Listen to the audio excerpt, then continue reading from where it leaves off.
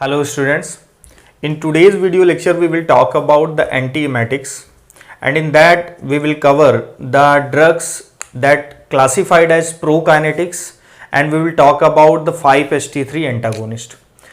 So we will discuss the mechanism of prokinetic drugs, how they perform, or we can say how they utilize as antiemetics drugs.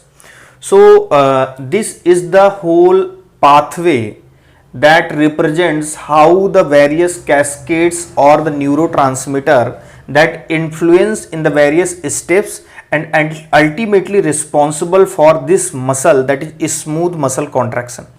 As we know, in the GIT lumen we are talking about prokinetics drugs. First we will discuss prokinetic and later we will talk about 5-HT3 antagonist.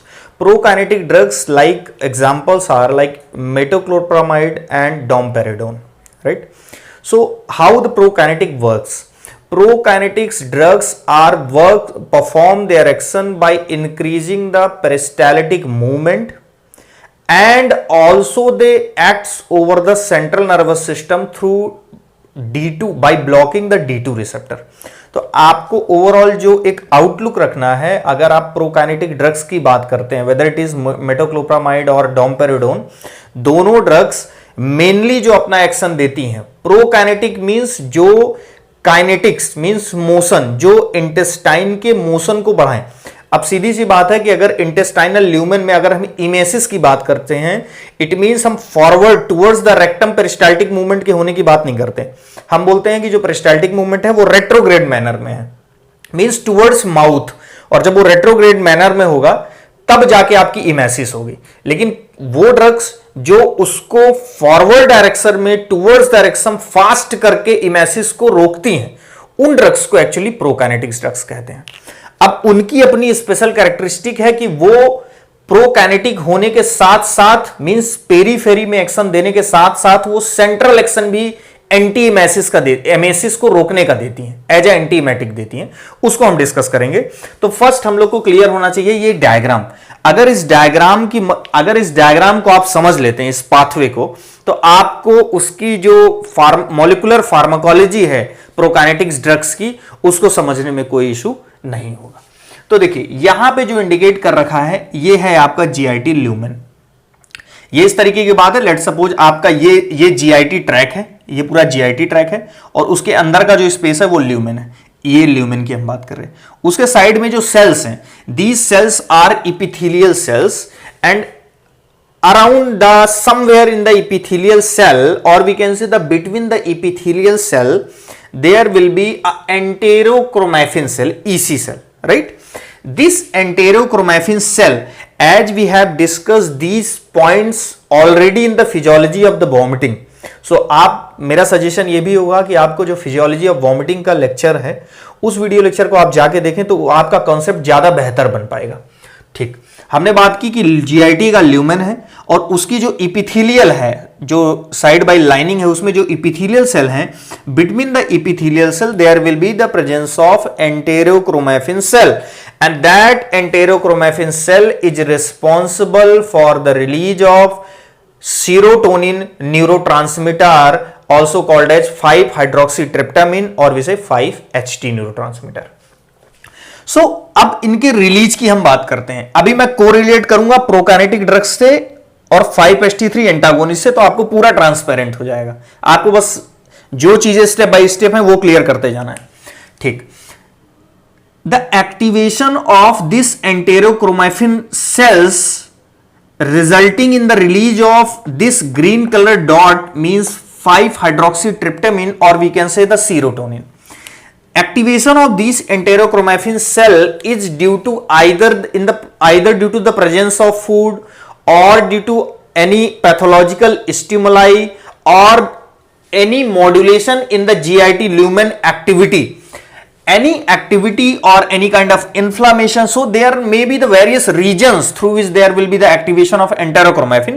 So by chance, if we start from as the enterochromaffin cell is activated, this release the 5-HT, and the release 5-HT will binds to their specific receptor.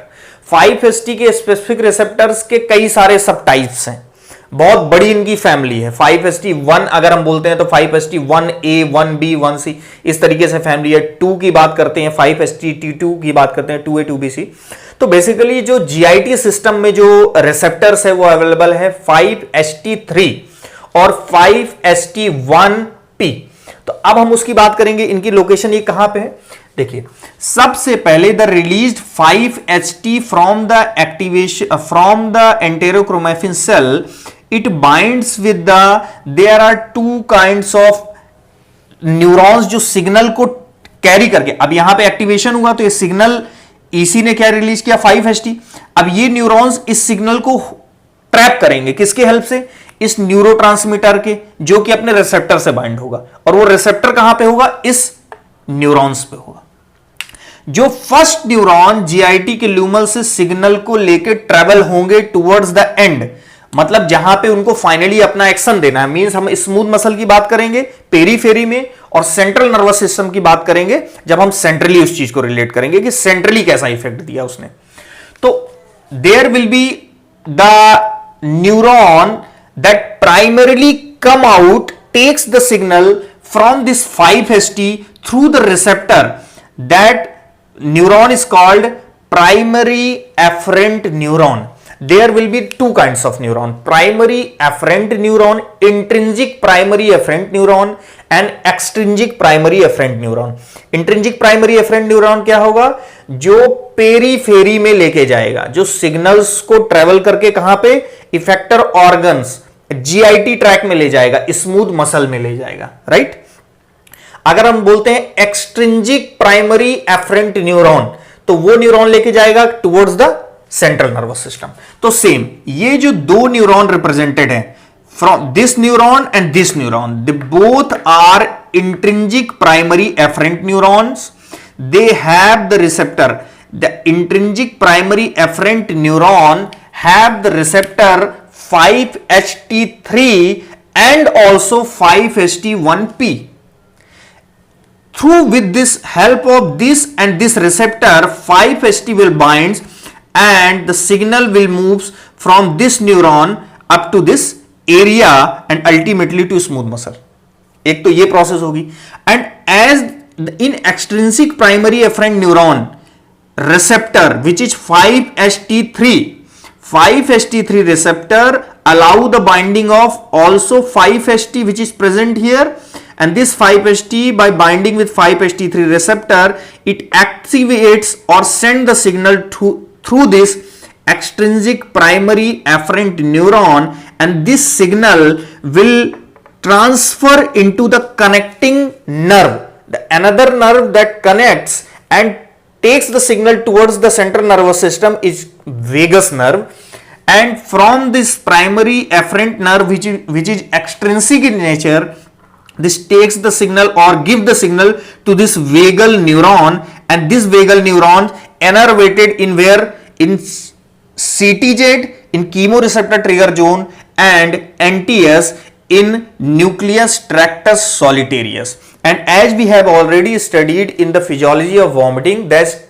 whenever these 2 points become activated, there will be the emesis. There will be emesis, right? So now we have discussed up to here 5-HT neurotransmitter will bind to either intrinsic primary afferent neuron, these two, or this extrinsic primary afferent neuron. Intrinsic primary afferent neuron send the signal to smooth muscle. We will discuss the middle mechanism later, and this is the central this neuron send the signal to the central nervous system. Now the intrinsic primary afferent neuron, जो intrinsic primary afferent neuron है वो बाद में 2 तरीके से अपनी activity दे रहा है। Intrinsic primary afferent neuron smooth muscle पे इनहिबिटरी इफेक्ट भी देता है और एक्साइटेटरी इफेक्ट भी देता है। तो इसके डिफरेंस को आपको समझना है कि एक ही न्यूरॉन है और हम न्यूरोट्रांसमीटर की बात कर रहे हैं 5-HT की, तो वो किस तरीके से एक जगह एक्साइटेटरी इफेक्ट दे सकता है और किस तरीके से एक जगह इनहिबिटरी इफेक्ट दे सकता है।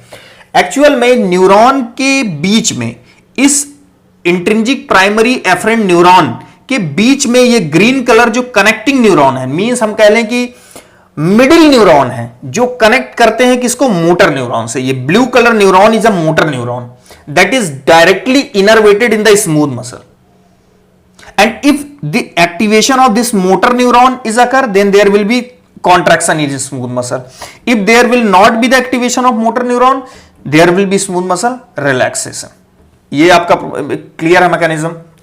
अब होने क्या वाला है, as this 5HT1P receptor present in the intrinsic primary afferent neuron become activated under the influence of 5HT, there will be release of acetylcholine and calcitonin gene regulated protein. There will be release of acetylcholine and calcitonin gene regulated protein. At the end of this intrinsic primary afferent neuron, there will also be a receptor which is called 5HT4 receptor. अब 5HT4 receptor का क्या connection है इस प्रोकाइनेटेड drug से, वो भी हम discuss कर लेते हैं यहां पे। तो ये न्यूरॉन जैसे एक्टिवेट हुआ, इसने रिलीज किया क्या, acetylcholine and calcitonin gene related peptide.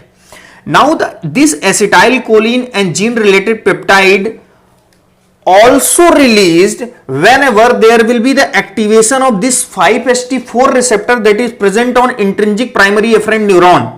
This 5HT4 receptor, more and more activation of this 5HT4 receptor also responsible for release of more and more ACH and CGRP.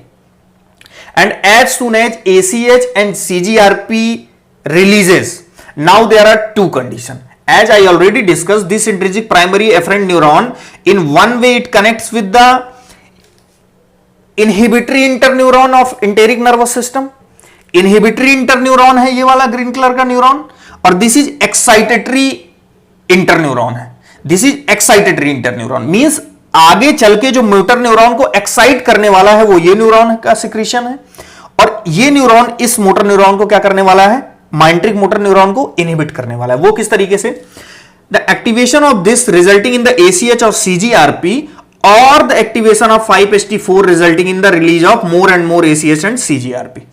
Now this released substance whenever activates to their receptor that present on the extrinsic excitatory interneuron of enteric nervous system, this releases acetylcholine over the maindric motor neuron, and as here I represented plus sign, this released ACH activates this maindric motor neuron, which results in the more and more release of acetylcholine that binds to their receptor, which is M3 receptor present on the smooth muscle, that result in smooth muscle contraction.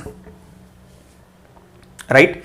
In one way, whenever this 5HT3 allow the binding of 5HT, this neuron which is intrinsic primary afferent neuron that take the signal and releases this acetylcholine here, and as soon acetylcholine releases, it binds with the, here it was, ये किससे bind हो रहा था, excitatory interneuron से, यहां inhibitory interneuron है। Now this inhibitory interneuron as activates under the influence of what, acetylcholine.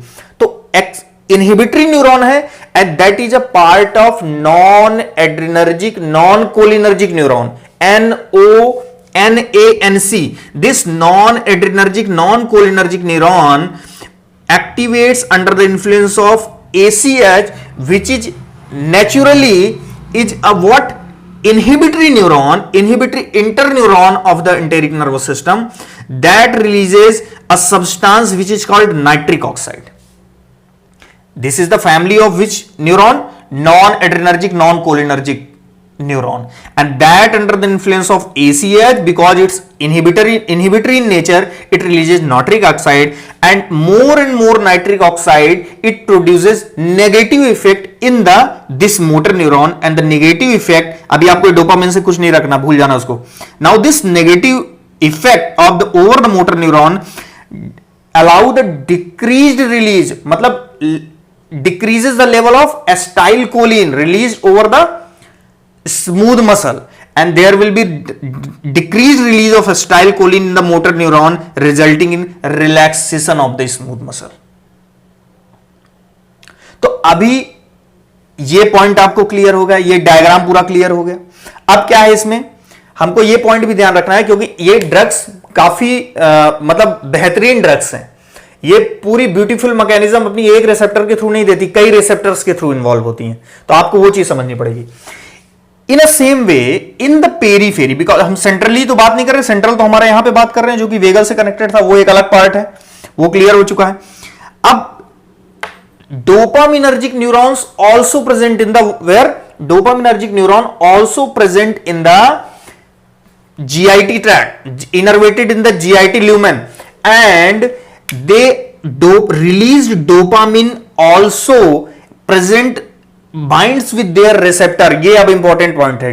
Release dopamine. अब dopamine का नेचुरल नेचर क्या होता है? इनहिबिटरी न्यूरोट्रांसमीटर है. तो आप इस तरीके से भी उसको याद कर सकते हो कि डोपामिन का अगर इनहिबिटरी न्यूरोट्रांसमीटर है तो हाँ ये इनहिबिट करेगा किसके? एसिटाइलकोलिन के लेवल को.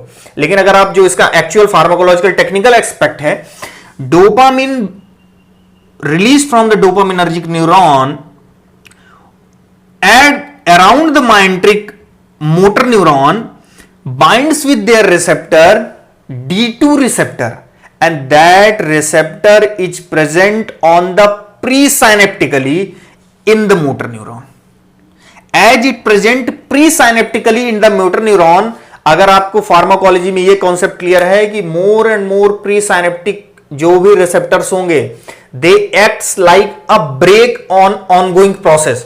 ऑनगोइंग प्रोसेस हम क्या समझेंगे? यहां पे एसिटाइलकोलिन का रिलीज हो रहा था, तो अगर ये उस प्रोसेस को ब्रेक की तरह काम करेगा, इट मींस अगर डोपामिन D2 रिसेप्टर से बाइंड होगा तो चूंकि प्री साइनेप्टिक क्लेफ्ट में है इसलिए हम इसको ऑटो रिसेप्टर भी बोल सकते हैं. और whenever the activation of the auto receptor will be there, it means there will be the inhibition of ongoing process. It means we can say there will be inhibition in the release of acetylcholine. Am I clear now? तो अब हमारा point ये पूरा transparent हो गया. अब हम relate करते हैं प्रोकाइनेटिक्स ड्रग से. सिंपल से प्रोकाइनेटिक्स जो कॉन्सेप्ट मैंने आपको बताया उसमें ये बताया कि ये ड्रग्स पेरिस्टाल्टिक मूवमेंट को बढ़ा रही हैं. तो पेरिस्टाल्टिक मूवमेंट का बढ़ना मींस पेरिस्टाल्टिक मूवमेंट का मोटिलिटी का बढ़ना, जीआई ल्यूमेन की मोटिलिटी का बढ़ना. तो सबसे मेन चीज आपको समझना होगा, जीआई की ल्यूमेन का जो मोटिलिटी का बढ़ना वो फॉरवर्ड डायरेक्शन में टुवर्ड्स द रेक्टम, जो कि अपने आप में क्या होगा? एक एंटी इमेटिक इफेक्ट है, क्योंकि इमेसिस में रेट्रोग्रेड मूवमेंट होता है मोटिलिटी का टुवर्ड्स द माउथ. लेकिन अब हम ये जो ड्रग्स क्या कर रही हैं? Towards the rectum peristaltic movement की मोटिलिटी को बढ़ा रही है. नंबर 1. नंबर 2, प्रोकाइनेटिक ड्रग्स कैसे एक्ट कर रही हैं? यहां पे मैंने बोला था 5-HT4 रिसेप्टर होता है in the primary efferent neuron, intrinsic primary efferent neuron, and once the 5-HT4 receptor become activated, this will again responsible for the release of acetylcholine, and more acetylcholine releases more and more activation of the extrinsic interneuron of the enteric nervous system, resulting in more and more activation of motor neuron that ultimately results in higher level of acetylcholine over the smooth muscle and resulting in contraction. ये point आपका clear है? तो आप चाहे तो अब आपको contraction बढ़ाना है, इट मींस आप एसिटाइलकोलिन के लेवल को बढ़ाओगे. सिंपल सा कॉन्सेप्ट है. तो आप एसिटाइलकोलिन के लेवल को बढ़ाओगे तो बट ऑब्वियस सी बात है कि आपको ऐसी ड्रग्स लेना पड़ेगा जो क्या करें? एसिटाइलकोलिन के लेवल को. आप कैसे कैसे बढ़ा सकते हो? अगर कोई ड्रग सपोज करिए 5-HT4 एगोनिस्ट हो तो सिंपल सी बात है एसिटाइलकोलिन का लेवल बढ़ेगा. आप कैसे यहां पे बढ़ा सकते हो? अगर वो ड्रग डोपामिन रिसेप्टर डोपामिन को ब्लॉक करे D2 रिसेप्टर से बाइंड होने से, क्योंकि D2 रिसेप्टर क्या है? ऑटो रिसेप्टर है. ऑटो रिसेप्टर इस ऑनगोइंग प्रोसेस को क्या करता है? इनहिबिट करता है. तो अगर आप इसी को इनहिबिट कर दोगे D2 रिसेप्टर को, तो डोपामिन बाइंड होगा. क्या वो मोटर न्यूरॉन को इनहिबिट कर पाएगा? नहीं कर पाएगा. इट मींस किसका लेवल बढ़ेगा? एसिटाइलकोलिन का. तो या तो आप डोपामिन को ब्लॉक कर दो, या तो आप 5-HT4 का क्या ले लो? एगोनिस्ट ले लो. या तो आप जब इस प्रोसेस को आप इधर देखिए, 5-HT3 दो तरीके से हेल्प कर रहा है. जब इधर यहां पे जा रहा 5-HT3 को आप क्या करोगे? ब्लॉक करोगे, तो भी क्या होगा? 5-HT3 को ब्लॉक करोगे तो ओवरऑल 5-HT दो तरीके से एक्ट कर रहा है. इधर ये इनहिबिट कर रहा है एसिटाइलकोलिन के रिलीज को. यहां पे बात थोड़ा सा कंसेप्चुअल है. एसिटाइलकोलिन इसके रिलीज को इस न्यूरॉन के थ्रू ब्लॉक कर रहा है. तो अगर हम ये मान के चलें कि कोई ड्रग 5HT को ब्लॉक करे तो हम ये बोलेंगे कि इसको ब्लॉक अब नहीं करेगी, तो वो एंटीमेटिक की तरह हेल्प करेगी पेरिस्टाल्टिक को बढ़ाने में। लेकिन उसका जो पार्ट है, जो ये वाला पार्ट है, वो हायर डोज पे होता है, तो उसको भी हम इसमें कंसेप्चुअल थोड़ा सा और पढ़ेंगे तो आपका और ट्रांसपेरेंट हो जाएगा। तो देखिए अब हम थ्योरेटिकली इस पॉइंट को कवर करते हैं। प्रोकाइनेटिक्स like example metoclopramide and domperidone, ठीक है। अब ये कर क्या रही हैं, बेसिकली जीआईटी ट्रांजिट को इंक्रीज कर रहे हैं। जीआईटी ट्रांजिट का क्या मतलब था कि जो जीआईटी ल्यूमेन में, अब जीआईटी ट्रांजिट कई तरीके से आप दे सकते हो। आप बेसिकली उसमें स्टमक को कंसीडर कर रहे हो या किसको कंसीडर, अगर हम पर्टिकुलर स्टमक को कंसीडर को कर रहे हैं कि स्टमक का ट्रांजिट कितना है, तो हम बात करेंगे कि स्टमक में जो फूड आया वो कितना जल्दी ड्यूडेनम में गया। बेसिकली जो अगर जीआईटी ट्रांजिट की बात करता है तो स्टमक से कंटेंट को शिफ्ट होने में टुवर्ड्स द कोलन जो टाइम होता है उसको ट्रांजिट बोलते हैं। तो बट ऑब्वियस सी बात है, अगर पेरिस्टाल्टिक मूवमेंट को हम बढ़ाने की बात कर रहे हैं तो हम जीआईटी की ट्रांजिट को क्या कर रहे हैं, इंक्रीज कर रहे हैं, इसमें कोई डाउट नहीं है।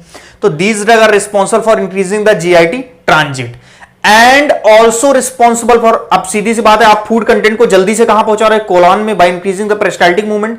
तो आप जो गैस्ट्रिक इंपुटिंग टाइम था, स्टमक में को कितना जल्दी खाली करने वाला टाइम था, उसको आपने क्या कर दिया, गैस्ट्रिक इंपुटिंग टाइम को स्पीड अप कर दिया। मतलब वो जल्दी से एम्प्टी हो जाएगा। बात समझ में आई? वो जल्दी से एम्प्टी होकर कहां मूव करेगा, टुवर्ड्स द ड्यूडेनम। तो आप पेरिस्टाल्टिक मूवमेंट को भी मान करेंगे, इस तरह से आप थ्योरेटिकली रिलेट कर सकते हैं, speed up the gastric emptying time and also responsible for increasing. ये सब ओवरऑल सेम है लेकिन आपका ट्रांसपेरेंट होना चाहिए theoretical part. Increases the mortality, तो जब ये चीज बढ़ेगी तो बट ऑब्वियस बात है गैस्ट्रिक मोर्टेलिटी बढ़ेगी। But the point is that all the prokinetic drugs, whether it is metoclopramide or domperidone, they works in the upper gastrointestinal tract. It means they cover what, esophagus and stomach as well as intestine. They do not perform their action at the distal part of the GIT, means either colon or rectum. ये colon rectum को effect नहीं करते हैं, ये किसको effect करते हैं, esophagus, stomach और intestine। इसीलिए सबसे ब्यूटीफुल पार्ट इसका यह भी है कि आपको यह समझना पड़ेगा कि जब जीआईटी के अपर पार्ट को आप कॉन्ट्रैक्ट करने की बात कर रहे हैं with the help of acetyl choline, जो कि स्मूथ मसल को क्या करता है, कॉन्ट्रैक्ट करता है, तो ऊपर का पार्ट आप कॉन्ट्रैक्ट कर रहे हो और नीचे का पार्ट आपने क्या किया, आप कह सकते हो अगर ऊपर का कॉन्ट्रैक्ट हो रहा है तो नीचे का क्या होगा, थ्योरेटिकली रिलेट कर सकते हैं, नीचे का डायलेट होगा। तो फूड का जो कोऑर्डिनेटेड प्रोपल्जन है फॉरवर्ड डायरेक्शन में टुवर्ड्स द रेक्टम, वो भी आसानी से होगा और जो कि हेल्प करती है प्रोकाइनेटिक ड्रग इसी तरह से अपना मैकेनिज्म देती हैं। तो आपका ये पार्ट क्लियर हुआ कि आपका अपर गैस्ट्रोइंटेस्टाइनल ट्रैक्ट में ही प्रोकाइनेटिक ड्रग्स एक्ट करती हैं, upper part of the GIT में एक्ट करती हैं। ये पार्ट आपका कवर हो चुका। हाँ, अब सिंपल सी बात है, देखिए एक चीज हर एक दूसरे से लिंक्ड है। अब भाई अगर आप, ये रहा आपका स्टमक, जो ईसोफेगस से जो इंस्पेक्टर अटैच होगा उसको लोअर ईसोफेगस इंस्पेक्टर बोलते हैं, और नीचे जो ड्यूडेनम से अटैच होगा उसको क्या बोलते हैं, पाइलोरस इंस्पेक्टर बोलते हैं। तो आपको फूड को, अब तो आप इमेसिस की कंडीशन को रोकना चाहते हैं, तो क्या आप चाहते हैं आपका फूड ऊपर जाए, नहीं, तो आप ऊपर को क्या करेंगे, लोअर ईसोफेगल को कॉन्ट्रैक्ट करेंगे और नीचे का जो पाइलोरस का इंस्पेक्टर है उसको डायलेट करेंगे। तो वो ब्यूटीफुल मैकेनिज्म कहां से आती है, देखिए ये पार्ट है कि इसमें लिखा है कि relax the pylorus and ileus tone lower oesophageal, जो ईसोफिगस के नीचे और स्टमक के ऊपर की बात कर रहा हूं, लोअर ईसोफिगल इंस्पेक्टर के टोन को बढ़ाने की बात कर रहे हैं, कॉन्ट्रैक्ट कर देगा ताकि कंटेंट ऊपर ना जाए। ये जो कंडीशन है, ये कंडीशन किसको प्रमोट करती है, ताकि आपकी एंटी इमेटिक इफेक्ट को, किसको इफेक्ट करती है, एंटी इमेटिक। तो ये भी करते हैं ये प्रोकाइनेटिक ड्रग, इस तरीके से थ्योरेटिकली आप रिलेट कर सकते हैं। No significant on colon rectum, ये पार्ट हमारा हो चुका। अब देखिए आपका जो थोड़ा सा अगर कंफ्यूजन होगी, सर आपने जीआईटी ल्यूमेन में ये तो बता दिया कि यहां पे किस तरीके से कॉन्ट्रैक्शन है, लेकिन आपने जो ये बात थी कि सर ये एलियस के टोन को कैसे इंक्रीज कर रहा है, एलियस के टोन को कैसे इंक्रीज कर रहा है, या डोपामिन के टोन को कैसे मतलब जो पाइलोरस है उसके टोन को कैसे डिक्रीज करके डायलेट कर रहा है, तो उसका बेसिकली पार्ट होता है कि डोपामिन इनहिबिटरी है और एसिटाइलकोलिन एक्साइटेटरी है। तो अभी आपको क्लियर हो जाएगा वो। देखिए, prokinetics drugs perform their action by 3 mechanism और through 3 receptor. Number 1 D2 antagonism by performing D2 antagonism action, और they acts as a 5-HT4 agonism, ये सब हम पढ़ चुके हैं, और they act by 5-HT3 antagonism action. तो प्रोकाइनेटिक ड्रग का फंक्शन तो एक है, प्रोपल्सिव मूवमेंट को बढ़ाती है, मेनली एंटीमाइटिक इफेक्ट देती हैं, लेकिन उनका एक्शन 3 रिसेप्टर के थ्रू आता है और उनका वर्सेटाइल एक्शन होता है. तो किस तरीके से है देखिए, D2 एंटागोनिज्म. D2, अगर मैं यहां पे D2 को एंटागोनाइज कर दूं, अगर मैं यहां पे D2 को एंटागोनाइज कर दूं, तो सबसे बड़ी बात है कि अगर मैं D2 को एंटागोनाइज कर रहा हूं, मतलब मैं इनहिबिटरी न्यूरोट्रांसमीटर को इनहिबिट कर रहा हूं. तो इनहिबिटरी न्यूरोट्रांसमीटर को अगर मैं इनहिबिट करूंगा तो फंक्शन कैसा आएगा? एक्साइटेटरी. एक्साइटेटरी किसकी हेल्प से आएगा? एसिटाइलकोलिन. क्या होगा? Smooth muscle contraction. सेम अगर मैं सेंट्रल नर्वस सिस्टम में, जो कि सीटीजेड और न्यूक्लियस ट्रैक्टस सॉलिटेरियस में, अब फिजियोलॉजी ऑफ वॉमिटिंग वाला आपका वीडियो लेक्चर क्लियर होना चाहिए इसके लिए. अगर सीटीएस और एनटीएस की बात करता हूं, वहां पे मैं D2 को ब्लॉक करने की बात करता हूं, तो वहां पे मैं क्या देता हूं? एंटी इमेटिक इफेक्ट, क्योंकि वो फिर एनटीएस और सीटीजेड और एनटीएस के थ्रू वॉमिटिंग सेंटर को मैसेज अब नहीं जाएगा, क्योंकि D2 को आपने क्या कर दिया? ब्लॉक कर दिया है. तो इस तरीके से यहां एंटीइमेटिक एक्शन देते हैं और इस तरीके से D2 को ब्लॉक करके यहां से एंटीइमेटिक एक्शन देते हैं. तो अब देखिए point, D2 antagonism, dopamine is itself naturally a inhibitory neurotransmitter. ये पॉइंट आपका क्लियर है कि इटसेल्फ ये कैसा है? इनहिबिटरी न्यूरोट्रांसमीटर है, इसमें कोई डाउट नहीं है. लोअर ईसोफेगल इंस्फिक्टर रिलैक्सेशन, ये इसको मैं थोड़ा और आपको क्लियर कर देता हूं, like this. There this diagram representing that there is a esophagus and there will be a insphincter and there will also be insphincter. The insphincter that present between the esophagus and the stomach will be LES, lower esophageal insphincter, and this is pyloric insphincter. At the time of vomiting, this become contracted and this become relaxed and the content will come out. Emesis will occur. अगर एंटीइमेटिक effect देना है तो आपको इसको क्या करना पड़ेगा? Contract. इसको क्या करना पड़ेगा? रिलैक्स, ताकि कंटेंट नीचे जाए. तो ये भी कॉन्सेप्ट आपका क्लियर होगा. डोपामिन अपने आप में कैसा है? इनहिबिटरी न्यूरोट्रांसमीटर है, ये तो टेक्निकल एस्पेक्ट है. एलियस का रिलैक्सेशन, इस एलियस को रिलैक्स करने की बात कर रहा हूं, और गैस्ट्रिक रिलैक्सेशन, जीआईटी को क्या कर रहा हूं? स्टमक को रिलैक्स कर रहा हूं. मींस जो फूड है वो कहां से निकल जाएगा आसानी से? ईसोफेगस से. उस केस में अटेंडिंग नोजिया एंड वॉमिटिंग, मतलब ये दो चीज रिस्पॉन्सिबल है. मतलब अगर उसकी फिजियोलॉजी को देखें तो उस फिजियोलॉजी में ये बात आ रही है, अगर आप एलियस को, लोअर ईसोफेगल इंस्फेक्टर को रिलैक्स करने की बात करते हैं और बात करते हैं कि गैस्ट्रिक वो है क्या? गैस्ट्रिक रिलैक्सेशन, गैस्ट्रिक रिलैक्सेशन करते हैं तो कंटेंट कहां जाएगा? इमेसिस होगी. तो ये कंडीशन ऐसा नहीं हो पाता जब हम क्या यूज करते हैं? मेटोक्लोप्रोपामाइड या डोमपेरिडोन. क्यों? क्योंकि ये चीज क्यों हो रहा है? एलियस का रिलैक्सेशन, क्योंकि वहां पे एसिटाइलकोलिन, डोपामिन है. अब हम क्या करेंगे? इंक्रीज्ड एलियस्टोन बढ़ा दिया, जीआईटी का गैस्ट्रिक इंपुटिंग टाइम को बढ़ा दिया. तो अब क्या कर दिया हमने? एसिटाइलकोलिन का रिलीज बढ़ाया. कैसे? D2 को एंटागोनाइज करके. यहां से ये रिलेशन, D2 को एंटागोनाइज करेंगे तो जो इनहिबिटरी इफेक्ट है मोटर न्यूरॉन पे वो खत्म होगा और मोटर न्यूरॉन ज्यादा से ज्यादा इस पाथवे के थ्रू क्या रिलीज करेगा? एसिटाइलकोलिन. ये क्लियर है? सेम यह पॉइंट आपका clear. D2 block at CTZ antiemetic. अब ये सेंट्रल नर्वस सिस्टम के इस पार्ट में भी D2 रिसेप्टर क्या करेंगे? अगर ब्लॉक करेगा तो एंटीमेटिक. ये पॉइंट आपका क्लियर. अब आपको ये चीज ध्यान रखना है कि प्रोकाइनेटिक में देखो ये कई तरीके से रिसेप्टर के थ्रू अपना ड्रग्स एक्शन दे रही है. मेनली जो एक्शन आएगा इनका वो किससा आएगा? 5-HT4 से. आपको ये पॉइंट ध्यान रखना है, जीपेट पॉइंट ऑफ व्यू से भी ये इंपॉर्टेंट है कि peripherally the increase in the peristaltic movement और we can say the motility of the GIT enhanced under the influence of prokinetic drugs like metoclopramide or domperidone mainly through the 5-HT4 agonistic action. Because I already discussed the 5-HT4 activation result in more and more ACS and CGRP release, और ये this will activate, this will release acetylcholine, smooth muscle contraction. तो ये इसलिए point लिखा गया है कि secondary to 5-HT4 ये जो एक्शन है 5HT4 के बाद वाला सेकंड नंबर पे हम इसको रख सकते हैं। तो हम 5HT4 जब पढ़ेंगे तो मेन एक्शन आपको यहां से आने वाला है, ये एक्शन भी होगा लेकिन प्राइमरीली जो रिजल्ट आएगा वो 5HT4 से आने वाला है। एंटागोनाइज एपोमॉर्फिन, ये क्यों लिखा है? ये इसलिए लिखा है क्योंकि ये ड्रग क्या कर रही है, D2 को क्या कर रही है, एंटागोनाइज कर रही है। एपोमॉर्फिन इमेटिक ड्रग्स होती है, इमेसिस कॉज करती है, वॉमिटिंग इंड्यूस करवाती है। कैसे करवाती है? D2 को एक्टिवेट करा के। तो अगर D2 को कोई ड्रग ब्लॉक कर रही है तो एपोमॉर्फिन के एक्शन को क्या करेगी, इनहिबिट करेगी। तो सेम वहीं पे लिखा है कि एंटागोनाइज द एक्शन ऑफ एपोमॉर्फिन। ये आपका D2 के थ्रू एक्शन हो गया, लोअर इसोफेगल और इंस्पेक्टर, ये सब आप समझ गए। अब 5HT4 एंटागोनिज्म में सिंपल सा है, यहां से हम पढ़ लेंगे। 5HT4 सॉरी एंटागोनिज्म नहीं, एगोनिस्टिक एक्शन।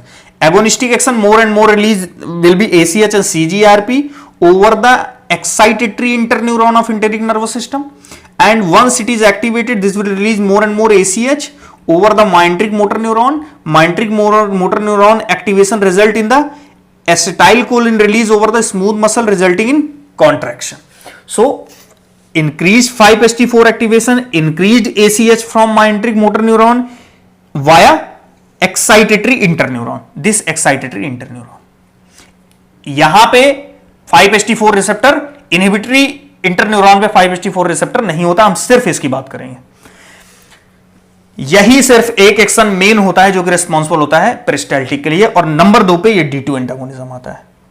ठीक है, अब हम 5HT3 एंटागोनिज्म की बात कर रहे हैं। यहां पे एंटागोनिज्म मतलब आप इसको ब्लॉक करने की बात कर रहे हैं, ये सिग्नल नहीं जाएगा, इमेसिस नहीं होगी, ये सिग्नल नहीं जाएगा, इनहिबिटरी सिग्नल नहीं जाएगा, और ये वाला सिग्नल नहीं जाएगा।